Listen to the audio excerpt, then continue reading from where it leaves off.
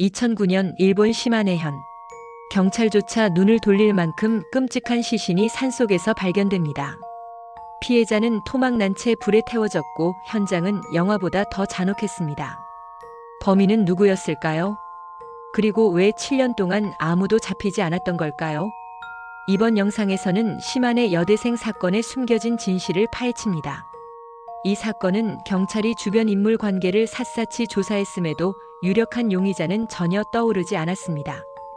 사건은 점점 미궁 속으로 빠져들었고 결국 영원히 미제 사건으로 남을 것이라는 불안감이 커져만 갔습니다. 그러던 중 N시스템에 의심스러운 차량이 포착되었습니다. 그런데 그 차량의 소유자는 이미 교통사고로 사망한 상태였습니다.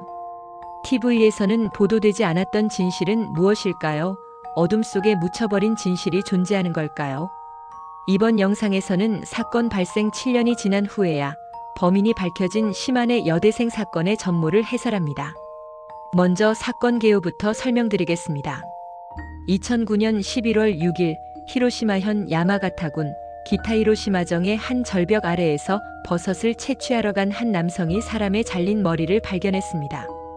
경찰이 신고를 받고 출동, DNA 감정을 실시한 결과 10월 26일에 실종된 시마네 현립대학 1학년 히라오카 미야코 당시 19세로 확인되었습일 사망 시점은 시신 발견일 기준으로 1-2주 전으로 추정됩니다. 이후 8일에는 좌측 대퇴골 일부, 9일에는 양손과 발의 일부, 10일에는 오른쪽 엄지발톱이 발견되었고 시마네현 경찰과 히로시마현 경찰은 합동수사본부를 설치했습니다. 유해 상태와 범행 수법을 종합적으로 판단한 결과 경찰은 이 사건을 유례없는 끔찍한 범죄로 간주하고 본격적인 수사에 착수했습니다. 시신은 완전히 토막난 상태로 목을 조른 흔적과 함께 불에 태운 흔적도 있었습니다. 몸통은 해부된 것처럼 보였고 지금까지 본 적 없는 참혹한 상태였습니다. 현장에 남아있던 유류품은 몸통에 붙어있던 비닐 포장지 한 장뿐이었습니다. 이 비닐은 NTT에서 전화번호부 배포 시 사용하는 비닐봉지의 일부였습니다. 신원 확인이 빠를 수 있었던 이유는 피해자의 부모가 딸과 연락이 되지 않자 걱정된 나머지 실종 이틀 후인 10월 28일에 실종 신고를 하였고 4일 후인 11월 2일부터는 수사가 공개 수사로 전환되었기 때문입니다. 이후 2010년 4월부터는 정보 제공을 요청하는 전단지를 배포하며 인간관계를 조사했지만 관련 있는 정보는 떠오르지 않았고 수사는 난항을 겪게 됩니다. 그러던 중 N시스템을 통해 수상한 차량을 특정할 수 있었고 그 차량의 소유자가 교통사고로 사망한 상태임이 밝혀졌습니다. 그 남성은 시마네현 마스다시에 거주하던 야노 요시하루 당시 33세였고 경찰은 그를 용의자로 지목하여 서류 송치했습니다. 피해자의 마지막 행적과 사건의 경과. 10월 28일 정오 미야코 씨는 시마네현 하마다시 하마다항 근처에 위치한 쇼핑몰 야미타운 하마다 3층에 있는 아이스크림 가게에서 아르바이트를 마쳤습니다. 그로부터 15분 후 직원 출입문 근처의 보안 카메라에 그녀의 모습이 마지막으로 찍혔습니다. 그녀는 줄무늬 원피스에 검정 레깅스를 입고 있었습니다. 이 영상이 그녀의 마지막 모습이 되었고 이후 행방이 묘연해졌습니다. 이상했던 복장과 마지막 날의 일정. 원래 이날은 아이스크림 가게에서의 마지막 근무일이었고 다음 날인 10월 29일부터는 하마다역 근처의 이자카야에서 아르바이트를 시작할 예정이었습니다. 평소에는 청바지를 즐겨 입는 그녀였기에 원피스와 레깅스를 입은 것은 이례적이었습니다.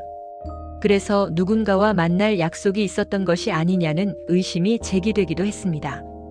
하지만 아르바이트 동료들의 증언에 따르면 누군가와 약속한 듯한 행동은 전혀 없었고 언제나처럼 평범한 모습이었다고 합니다. 피해자의 배경.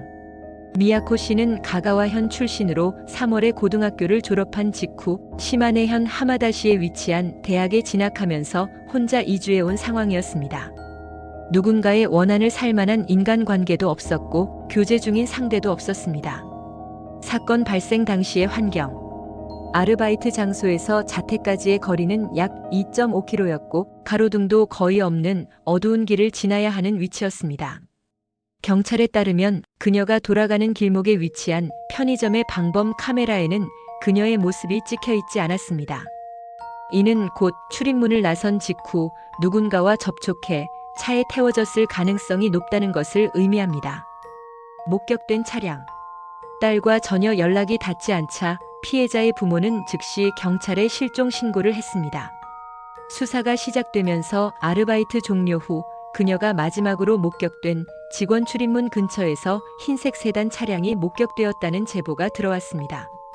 하지만 문제는 차량의 번호판이나 정확한 차종을 확인할 수 있는 단서가 부족했고, 이를 특정하는 데 상당한 시간이 소요되면서 수사는 지체되었습니다. 이처럼 결정적인 단서 하나 없이 시간이 흘러가면서 사건은 점차 미제 사건으로 남을 위기에 처하게 됩니다. 그러나 앞서 언급한 것처럼 사건 해결의 실마리는 결국 수상한 차량의 존재에서 시작된 것이었습니다. 범인 특정 과정과 결정적 증거. 경찰은 수사 초기 렌탈 비디오점에서 공포영화 대여 이력을 바탕으로 해부에 관심 있는 마니아, 동물 해체 기술을 가진 어부나 임업 관계자 등을 용의자로 리스트업했습니다. 하지만 이들 모두 수사망에서 제외되며 사건은 장기화되었습니다. 사건 발생 7년 후 새로운 전개. 그리고 사건 발생 7년 후인 2016년 12월 20일 경찰은 용의자를 특정했다는 공식 발표를 합니다.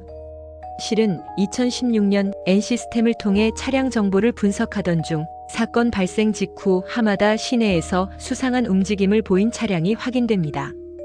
이 차량은 간선 도로를 거의 이용하지 않고 뒷길을 중심으로 주행했으며, 이를 바탕으로 차량 소유자의 신원을 조사하게 되었고, 사건 발생 이틀 후인 2009년 11월 8일 오후 3시 야마구치현 미네시의 고속도로에서 가드레일과 충돌한 차량 사고로 사망한 남성이 바로 야노 요시하루였다는 사실이 뒤늦게 확인됐습니다. 야노 요시하루의 교통사고. 그는 어머니와 함께 야마구치현 하기시에 있는 아버지의 무덤을 참배한 뒤 돌아오던 중이었으면, 이 사고로 어머니도 함께 희생되었습니다. 현장에 브레이크 자국이 없었던 점을 근거로 일각에서는 그가 일부러 사고를 낸 것 아니냐는 자살 가능성도 제기되었습니다. 그러나 유서나 명확한 자살을 입증할 증거는 발견되지 않았습니다. 다만 그는 생전에 주변 사람들에게 "나는 엄청난 일을 저질러 버렸다" 라는 말을 한 것으로 알려져 이 발언이 사건과의 연관성을 시사한 것이 아니냐는 해석도 뒤따랐습니다. 경찰이 그를 범인으로 확신한 결정적 증거. 경찰은 이 발언만으로 그를 범인으로 특정한 것이 아니었습니다. 그들이 확신을 가지게 된 이유는 바로 디지털 카메라와 USB 메모리에 저장되어 있던 57장의 사진 데이터였습니다. 해당 사진들은 한 차례 삭제되었지만 데이터 복구 과정을 통해 다시 확보되었습니다. 복원된 사진에는 시신을 절단하기 전후의 모습, 범행에 사용된 것으로 보이는 주방용 칼, 가해자의 발 일부, 또한 사진의 배경에는 자택 욕실로 추정되는 장소도 함께 포착되어 있었습니다. 이로 인해 그가 자택 욕실에서 시신을 손상했을 가능성이 높다고 판단되었습니다. N시스템 기록과 차량 이동 내역. N시스템 기록에 따르면 그는 2009년 10월 26일 시마네현 마스다시에서 약 40km 떨어진 하마다시로 이동하였고, 다음 날인 27일에는 마스다시로 돌아온 것으로 나타났습니다. 피해자인 미야코 씨와는 전화나 문자 등의 통신 기록도 없었고 서로 전혀 면식이 없는 사이로 확인되었습니다. 범인 야노 요시하루의 생애와 전과, 가정 환경과 성장 배경. 야노는 야마구치현 시모노세키시 다마치에서 담배 가게와 세탁소를 운영하는 부모 사이에서 태어났습니다. 남동생이 한 명 있는 4인 가족이었고, 지역 중학교를 졸업한 후 후쿠오카현 기타큐슈시에 있는 한 고등학교에 진학했습니다. 뛰어난 성적과 갑작스런 진로 포기. 당시 그는 방위대학교 자위대 간부 양성기관에 합격할 정도로 우수했지만 이를 스스로 포기하고 학교 추천으로 국립규슈공업대학 정보공학부에 입학했습니다. 그러나 대학 재학 중 밴드 활동에 빠져 학업을 중단하게 됩니다. 병과 범죄 전과. 2002년 야노는 근육 디스트니아, 희귀한 운동장애 질환을 앓게 되면서 밴드 활동에 큰 제약을 받게 됩니다. 이후 정신적인 불안정이 점점 심해졌고 2004년 그는 후쿠오카와 도쿄 스기나미구 등지에서 모르는 여성들에게 흉기를 들이대며 강제적인 접촉을 시도하는 사건을 3차례나 저질렀습니다. 출소 후에는 야마구치현 시모노세키시로 돌아와 가족 근처에서 생활하며 라멘 가게와 편의점 등에서 아르바이트를 했습니다. 2009년 5월 그는 주택 설비 회사에 취직, 태양광 패널 설치 영업직으로 근무하게 됩니다. 회사가 임대해준 마스다시 가스에 위치한 2층 단독주택에서 혼자 살기 시작했고 영업 실적도 매우 우수한 사원으로 평가받았습니다. 참고로 그가 담당한 영업구역에는 하마다시도 포함되어 있었습니다. 사건 전후에 드러난 수상한 정황들. 야노 요시하루는 사건 발생을 전후해 여러 수상한 행동을 보였습니다. 먼저 그의 아버지는 사건이 일어나기 1년 전에 이미 사망한 상태였습니다. 2009년 8월 13일 그는 어머니와 함께 아버지의 묘를 참배한 뒤 산책을 나선 것이 목격되었는데 이는 겉보기에는 평범한 가족의 일상처럼 보였습니다. 그런데 사건 당일인 10월 26일은 야노의 회사 휴무일이었고 그날의 행적을 입증해줄 알리바이도 전혀 없었습니다. 게다가 같은 시기 야노는 회사에 다음과 같은 요청을 합니다. 고객이 잘 잡히지 않아서 담당 지역을 바꾸고 싶다. 이는 마치 하마다 지역에서는 더 이상 활동하고 싶지 않다는 뉘앙스로도 해석될 수 있습니다. 그리고 시신이 발견되기 바로 전날인 11월 5일 야노는 지인에게 전혀 뜬금없는 부탁을 합니다. 사귀는 여자 문제로 야쿠자에게 쫓기고 있어. 주소 좀 빌려줄 수 있겠나? 물론 이 요청은 거절당했습니다. 이 일련의 행동들은 단순한 일탈로 보기 어려운 점들이 많습니다. 수사가 자신에게 점점 좁혀오고 있다는 위기감을 느낀 야노가 거짓말과 위장을 통해 무언가를 감추려 했던 정황으로 보입니다. 야노를 아는 이들의 평가. 야노 요시하루를 직접 알고 지냈던 사람들은 그가 평소에 드러낸 성격이나 인간관계에서 큰 문제를 보였던 인물은 아니었다고 말합니다. 고등학교 동창들의 증언. 친구들에 따르면 그는 말이 많은 편은 아니었지만 내성적이거나 음침한 인상은 없었고 오히려 성실하고 평범한 학생으로 기억되고 있었습니다. 다른 사람들과 갈등을 일으키는 성격도 아니었다는 것이 공통된 평가입니다. 변호사의 평가. 그의 과거 사건을 맡았던 변호사 역시 야노에 대해 이렇게 말했습니다. 매우 얌전하고 조용한 성격이었고 겉으로는 온화한 인상을 주는 사람이었습니다. 그런데 좋아하던 여성에게 거절당한 뒤 점점 고립되어 혼자 지내는 시간이 많아졌습니다. 신경이 매우 예민하고 감정이 폭발할 경우 어떤 행동을 할지 예측할 수 없는 면도 있었습니다. 즉, 겉보기에는 조용하고 착실해 보였지만 심리적으로는 외로움과 불안정성이 쌓여있던 인물로 볼 수 있습니다. 온라인에서 드러난 욕구. 야노는 과거 일본 SNS인 믹시에 다음과 같은 글을 올린 적이 있습니다. 연애할 사람 구합니다. 이는 겉으로 표현하지 않았을 뿐 여성과의 관계나 연애에 대한 강한 욕구가 있었음을 보여주는 흔적입니다. 이처럼 야노는 겉으로 보이는 모습과 내면의 감정 사이에 큰 간극을 가진 인물이었습니다. 외부에서는 평범해 보였지만 심리적으로는 고립, 연애 결핍, 사회적 단절 등 복합적인 스트레스가 축적되고 있었던 것으로 보입니다. 경찰 발표의 신빙성과 사건의 재해석. 왜 범인 특정이 늦어졌을까? 차량 정보와 수사 착오. 사건 발생 초기 경찰은 목격자 진술을 바탕으로 흰색 마크 차량을 유력한 용의 차량으로 특정하고 수사를 진행했습니다. 하지만 뒤늦게 밝혀진 사실에 따르면 실제 범인이었던 야노 요시하루가 당시 몰던 차량은 도요타 비치였으며 경찰이 수사하던 차량과 차종이 전혀 달랐습니다. 이러한 오판 때문에 야노가 사건 당시 범행 지역 근처를 운전하고 있었음에도 불구하고 경찰은 그의 차량을 수사 대상에서 배제하고 말았습니다. 야노는 왜 용의선상에 오르지 못했을까? 야노 요시하루는 과거 성범죄 전과가 있었지만 사건 발생 당시에는 이미 교통사고로 사망한 상태였습니다. 이로 인해 경찰은 그를 이미 세상을 떠난 일반 시민으로 인식했고 수사 대상에서 아예 제외했을 가능성이 큽니다. 이후에 수사 일과장이 야노는 의심해 볼 만한 인물이었다고 언급하긴 했지만 그가 과거 전과자였다는 사실까지 알고도 왜 수사에서 제외했는지 이유는 불분명합니다. 야노가 용의자로 다시 떠오르게 된 계기. 2016년 사건 발생 후 수사가 장기화되자 사건을 새롭게 맡은 수사팀은 기본으로 돌아가기로 결정합니다. 그들은 가장 원초적인 방법인 성범죄 전과자 전수조사를 시작했고, 그 과정에서 과거 성범죄 전력이 있는 야노 요시하루의 이름이 다시 등장하게 됩니다. 수사팀은 야노의 자택과 그 주변을 다시 조사했고, 피해자의 시신에서 발견된 NTT 전화번호 부용 비닐봉지의 단서에 주목합니다. 당시 NTT는 전화번호부를 각 가정에 배포할 때 특정한 비닐봉투를 사용했는데, 수사팀은 이 비닐봉투를 누가 어디서 배포했는지 탐문 수사를 진행했습니다. 조사를 통해 그 지역에선 쌀가게가 전화번호부를 배포하고 있었으며, 야노의 집은 그 당시 담배가게와 세탁소였지만 과거 할아버지 세대엔 쌀가게를 운영했다는 사실이 확인됩니다. 즉, 야노 집안에서 사용했을 가능성이 있는 비닐봉투가 피해자의 유류품에서 발견되면서 그는 실질적인 용의자로 다시 수사 대상에 오른 것입니다. 게다가 그는 주변 사람들에게 집을 리모델링할 계획이라는 말을 흘린 적이 있었는데, 이것은 나중에 시신 훼손과 관련된 장소의 단서로 연결됩니다. 경찰 알고도 숨겼던 걸까? 이쯤 되면 의문이 생깁니다. 경찰은 왜 초기에 야노를 용의자로 특정하지 못했던 걸까? 혹은 알고도 수사에서 배제했던 건 아닐까?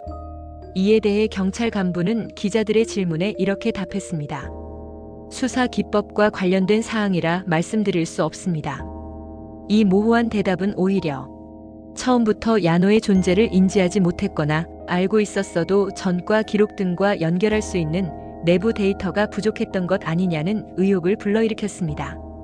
만약 경찰이 2009년 시신 발견 직후 N시스템 기록과 과거 전과자 정보를 함께 조회했다면 야노의 존재와 그가 교통사고로 사망한 사실을 더 일찍 의심했어야 했습니다.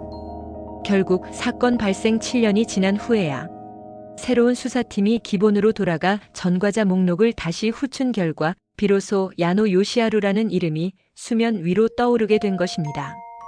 사건 흐름과 범행에 대한 합리적 추론. 지금까지의 수사 결과와 정황을 종합해보면 피해자 히라오카 미야코 씨와 야노 요시하루는 서로 전혀 모르는 사이였던 것으로 보입니다. 즉 친구도 연인도 아닌 완전한 타인이었습니다.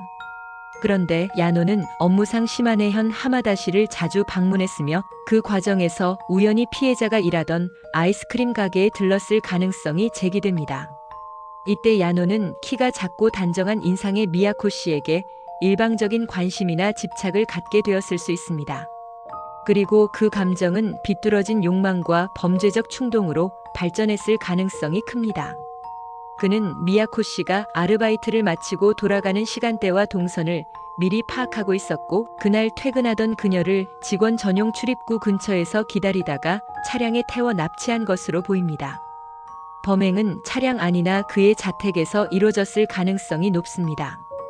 이후 피해자의 시신을 토막낸 뒤 운반과 은폐를 위해 일부를 불태우거나 훼손한 정황이 뚜렷하게 드러납니다. 이러한 점들을 고려할 때 야노는 충동적이기보다는 사전에 계획을 세우고 체계적으로 움직인 인물로 보입니다. 야노의 죽음은 자살일까, 단순한 사고일까?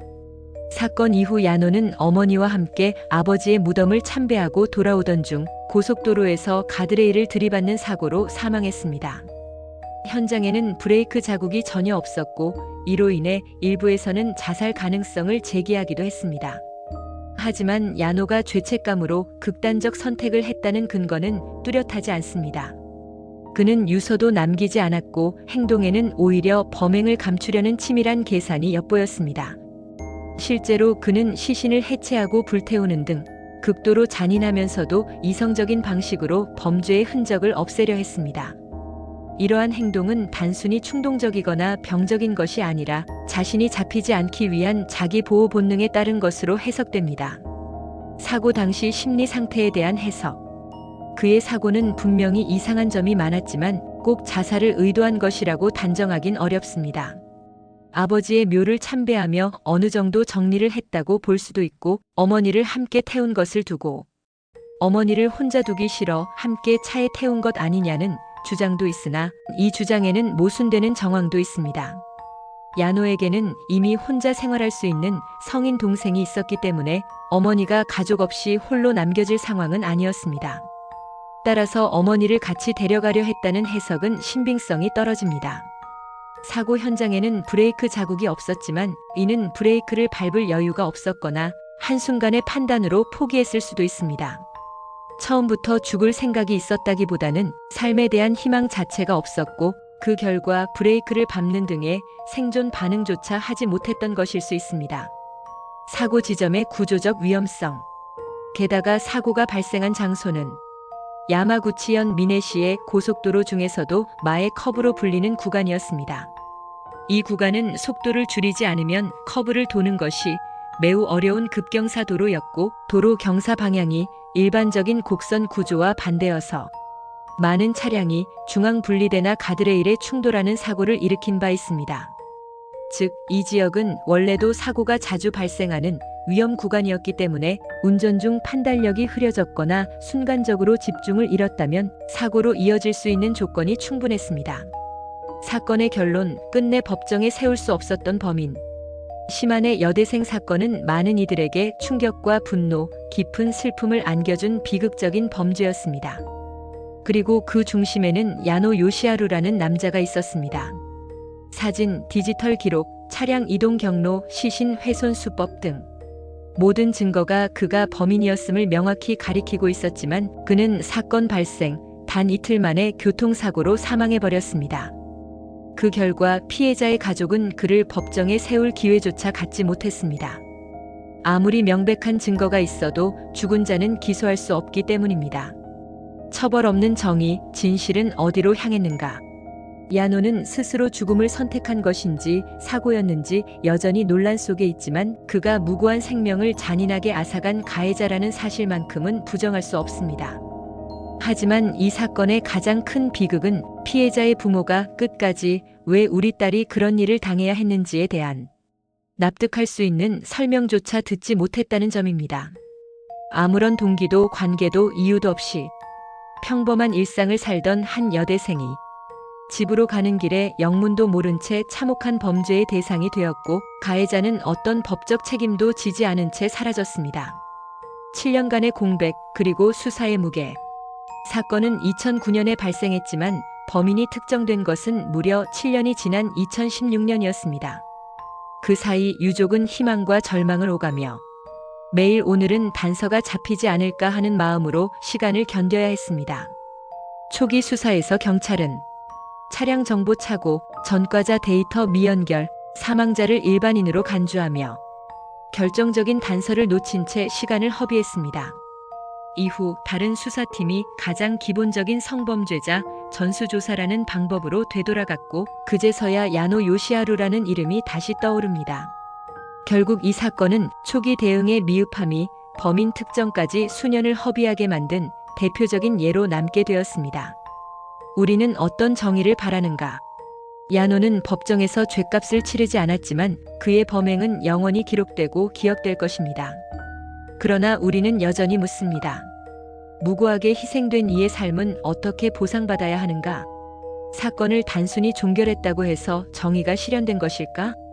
이 사건은 단지 한 여대생의 죽음으로 끝나는 비극이 아니라 사회와 수사기관 그리고 우리 모두에게 던지는 질문이기도 합니다. 경찰은 윗선의 눈치를 보기보다 책임 있는 수사, 성실한 대응, 피해자 중심의 접근으로 정의를 세워야 할 것입니다. 히라오카 미야코 씨의 명복을 진심으로 빕니다. 이 사건을 기억하고 이런 비극이 다시는 반복되지 않기를 간절히 바랍니다.